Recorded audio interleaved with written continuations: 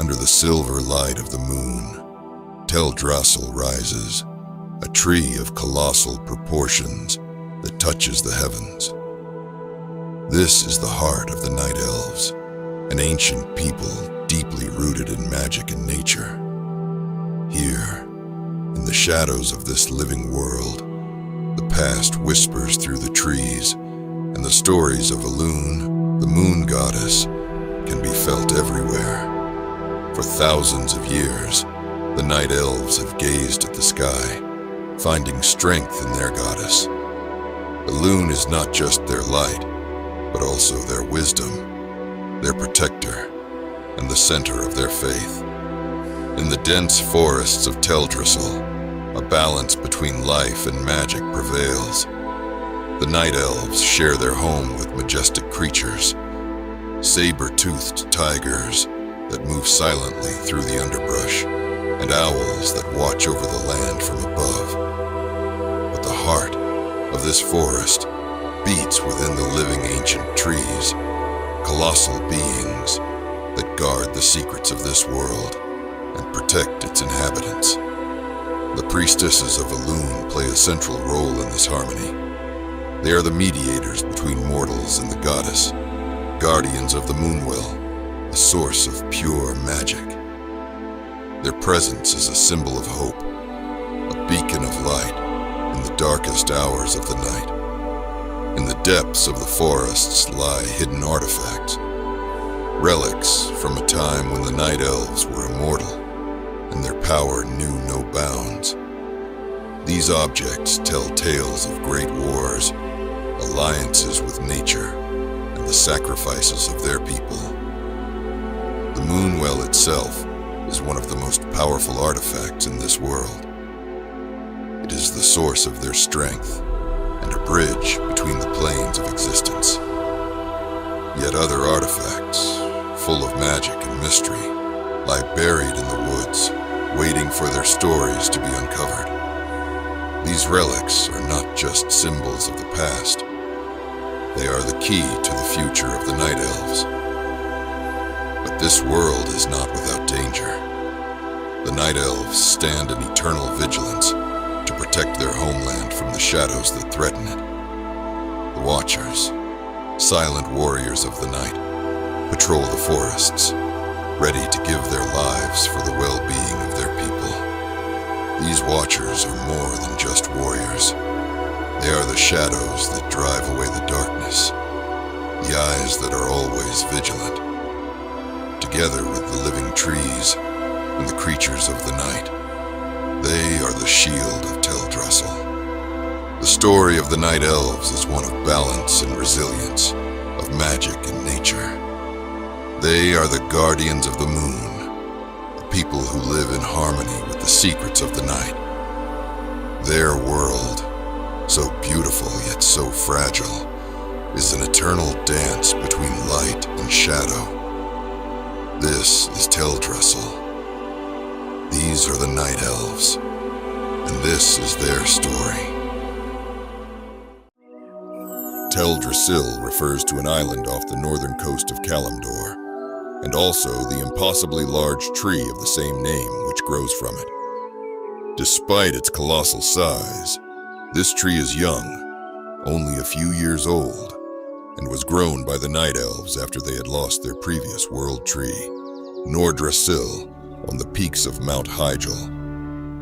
In the closing days of the Third War proper, the Night Elves sacrificed Nordrassil in a gambit to save their world, ending the greater demon Archimonde, the leader of the invasive demonic forces. The Night Elves created their new world tree in the aftermath, dwarfing the old one in size, but never regaining the immortality granted to them in ages past. The scale of Teldrassil is massive. As it sprouted, it brought up copious amounts of soil, smaller trees and flora with it, creating an entire forest within its boughs. Its sprawling branches house the entire Night Elf capital province, as well as their greatest city, Darnassus. But Darnassus is mostly unoccupied.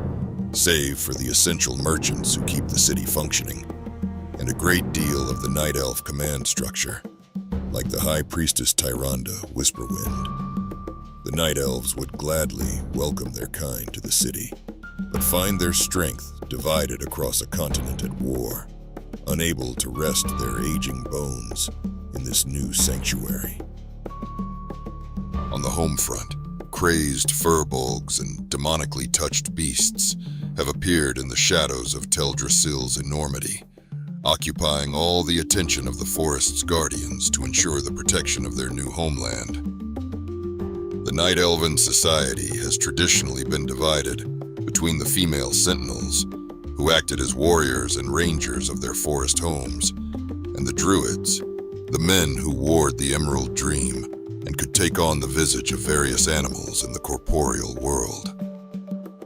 However, the Third War and the horrors caused by the Burning Legion have ended this tradition. Faced with a desperate situation on the mainland, the Night Elves are now allowing male warriors to be trained in Teldrassil, alongside female druids.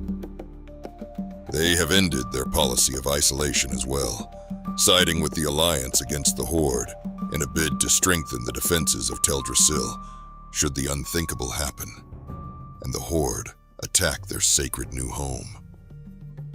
And while the Night Elves seem to be throwing the old ways aside, they have doubled down on some of their more firmly held beliefs. Not a single practitioner of magic can be found in Teldrassil amongst those loyal to the Alliance, whether they be warlock or magi.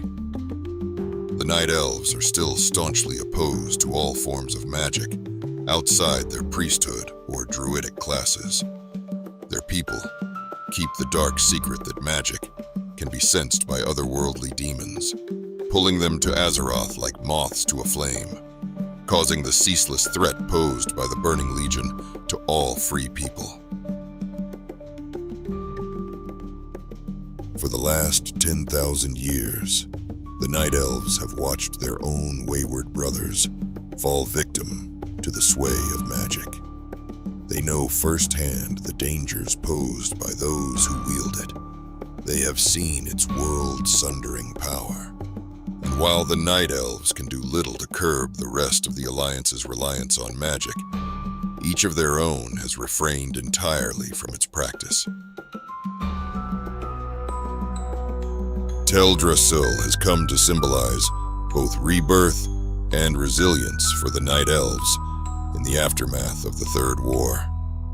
This monumental tree, home to their reformed society and sacred beliefs, stands as a fortress against the evil, which seeks to engulf the world in shadow and consume its very life essence. Here, the Night Elves have redefined old traditions to meet the evolving threats, while remaining unyielding on others, highlighting a cautious wisdom drawn from painful experience.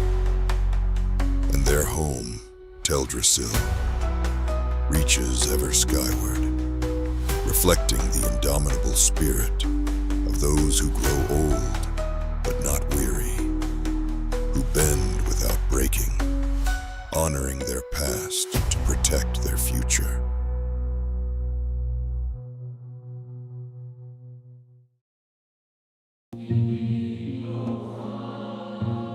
The Ghostlands refers to the southern portions of the Elvish Kingdom, which have not yet been reclaimed since the undead invasion. Once a radiant place, teeming with life and beauty, the Ghostlands have become decrepit.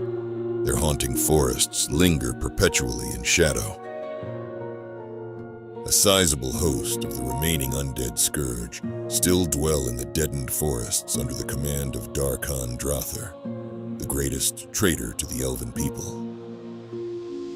Furthermore, the plague of undeath has had adverse side effects on the local wildlife and uncivilized creatures, mutating and emphasizing their more monstrous characteristics over the course of the last several years. However, glimmers of hope can still be found in this darkened vista. Sylvanas Windrunner, the former Elvish High Ranger, and now Queen of the Forsaken, has established contact with her former compatriots in the Ghostlands. United, the Forsaken and the Blood Elves are set against ridding this place of their hated foes, both old and new, and reclaim what little they can from all which they have lost. The Ghostlands were once just another part of the sprawling Eversong Woods. The forests only claimed their new name following the Third War, in which the undead scourge invaded the Elven Kingdom and capriciously defiled, slaughtered, and tore their way through the hallowed woods. Most of the original settlements were obliterated during the invasion. Their haunting ruins litter the landscape as monuments to the losses suffered by the Elvish people, inhabited by the rotting remains of their once proud denizens. These days, the Ghostlands are covered in thick mists, which blot out the sky. The trees cannot survive here, their leaves withering, and their trunks a sickly gray. The coastline is foggy and polluted. The beacons from its lighthouses now shine only with the spectral essence of mindless banshees, and its beaches home to small eldritch creatures, gibbering incoherently towards the endless night sky. The corruption reaches its pinnacle at the Scourge's southern bastion, known as Deathholm. Here resides Darkon Drather, who betrayed his people and allowed the Death Knight Arthas into the Elvish homelands. Nothing grows in or around his citadel. Its buildings rise from the blighted earth at jutting angles, reminiscent of blades plunged into a festering wound. The composting heaps of soil are all that remains of Thas-Ala, the High Elven Mother Tree, a facsimile of the Night Elven World Tree. It was in the tombs beneath Deathholm where the Scourge kept the lifeless body of Sylvanas Windrunner for a time, as her lamenting spirit anguished in the world above. And all the while, the traitor Drather was given command of the devastated forests by his newer, darker masters.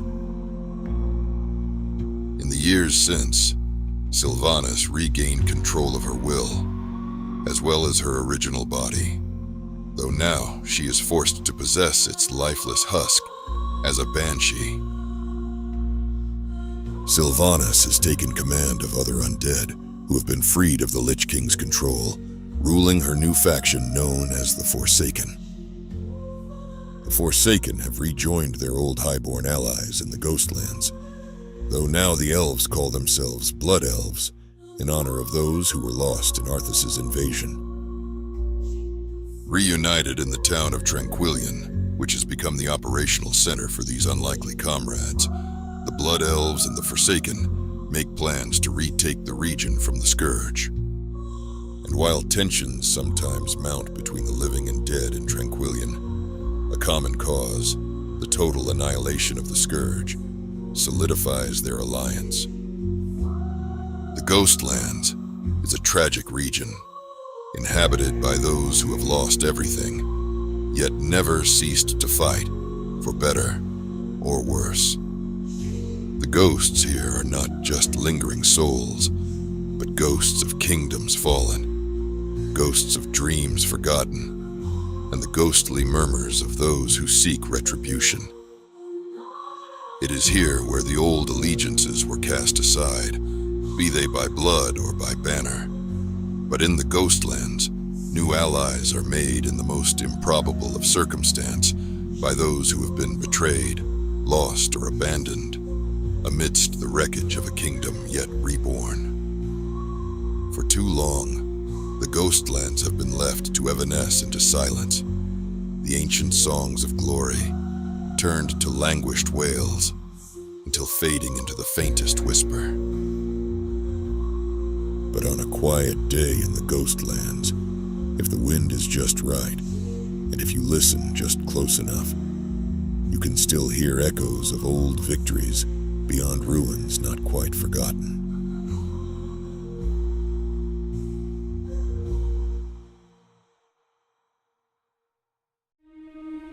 Darkshore is a narrow stretch of coastline, clinging on the edge of resilience over vast ruin.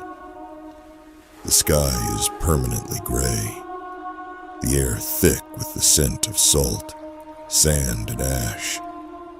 Gnarled elder trees stretch along the seaboard, trunks singed by weather and war. Endless swells batter against the crags, the water stained indigo. A ceaseless haze blankets the shoreline, swallowing the land in ever-present fog. Once Darkshore was a place of quiet beauty. Now it is a graveyard. The ruins of Oberdeen sit in silence, its docks broken, its buildings abandoned. The charred forests lay where the war has left them, and in their ashes, restless spirits linger.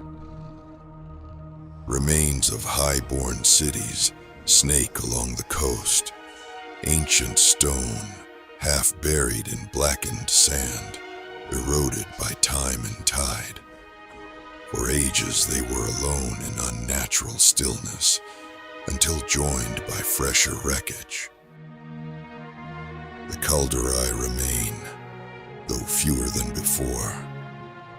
They fight not for victory, but for vengeance. With banners torn and armor battered, their numbers dwindle. Elune's light still touches Darkshore, but it is distant, flickering promiscuously through the gloom. The war has already taken so much, and it will take so much more.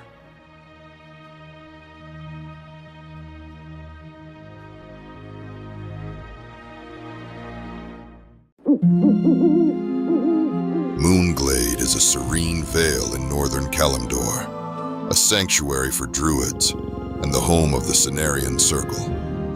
Here, the druidic members of both Alliance and Horde can coexist, bound by a shared reverence for nature.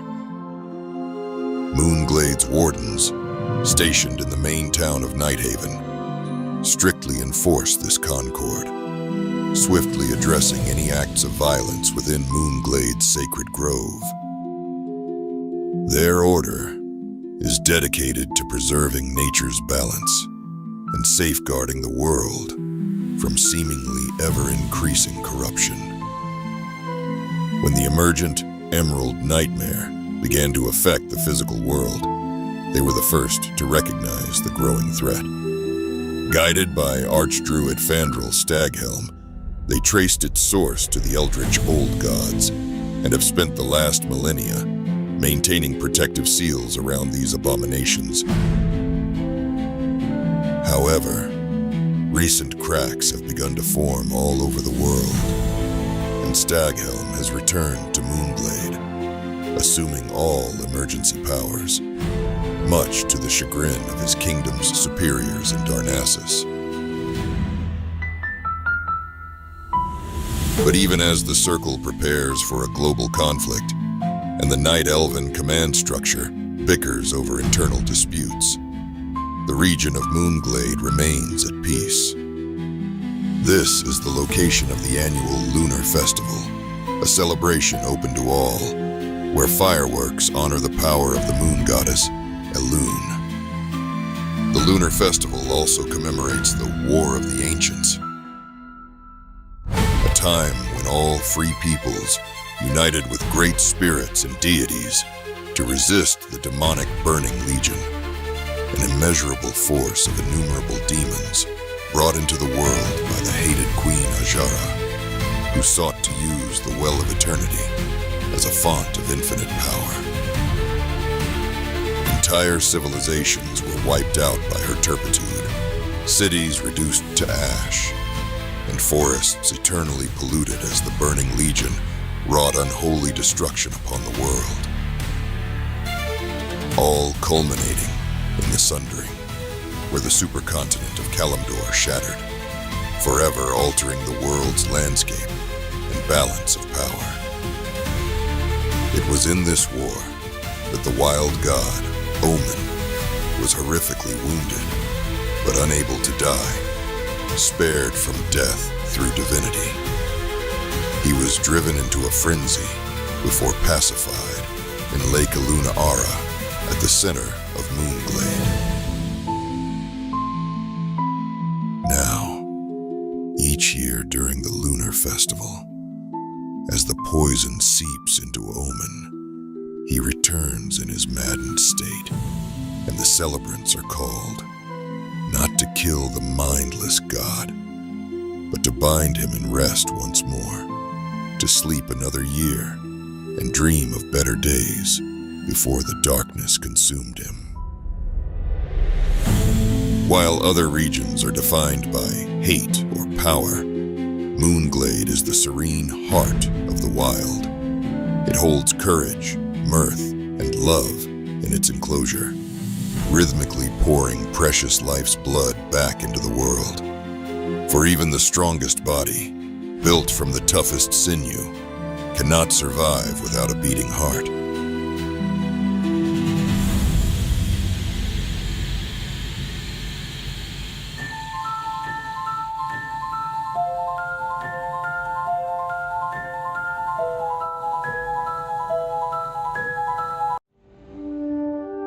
In all of recorded history, Ashenvale has been a vast primordial wilderness made up of towering trees, verdant undergrowth, and serene waterways.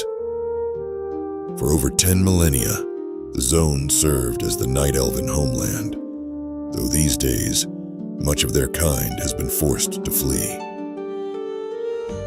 Recent catastrophes have shrunk these tranquil wildlands, the thick canopy stripped away with each passing moment. The northern section of woods has been tainted by the Burning Legion and has been dubbed Fellwood. This place is a twisted reflection of Ashenvale, showing what may come to the forest should the demon's foul presence continue to seep deeper. Meanwhile, Ashenvale's eastern coastline has been infiltrated by the Twilight's Hammer cult, who seek to unearth an eldritch abomination of the old gods, which has laid dormant beneath the sea. And lastly, the southeast portion of Ashenvale is slowly and methodically being deforested by the Horde, who rely on the constant stream of lumber to continue to build their settlements across the barren, treeless savannas, grasslands, and deserts where their kind have settled. Only the Night Elves seek to restore Ashenvale's majestic forests. This region represents all which they have fought to conserve from the invaders, a primeval bulwark protected only by the ancient strength of their kind, and a manifestation of their culture's connection to nature.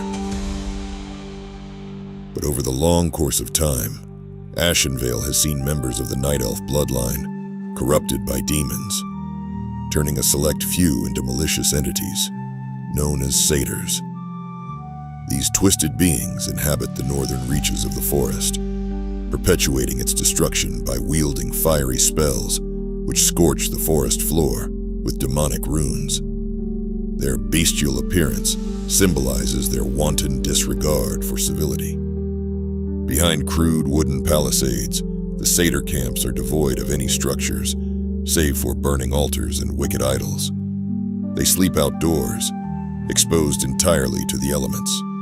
As night elves, they once built stone settlements, which remained unintrusive and in balance with the natural world. But as satyrs, these creatures claw down the trees, contorting the sacred boughs into effigies for their cruel masters. Likewise, another offshoot of the Night Elven descent, the Serpentine Naga, have made an appearance along the western shores. This murky coast is known as the Zoram Strand, a stretch of shoreline characterized by rugged cliffs, dark waters, and rocky beaches littered with the ruins of forgotten Night Elf cities. The area is often shrouded in a perpetual, eerie mist, adding to its somber and foreboding atmosphere, where the sound of crashing waves and the cries of seabirds are a constant backdrop. The Naga remain elusive here, They are aware that deep below the surface, a creation of the old god stirs. Should this monstrosity be released into Ashenvale, it could severely unhinge the natural order of the land. But the greatest threat to the harmony of Ashenvale is the Horde. The Warsong clan's lumber operation is devastating. Their logging camps rip the trees from the forest floor, where they are hewn into shape by smoke-belching machines. By all practical means, the Horde is unable to cease their relentless tear.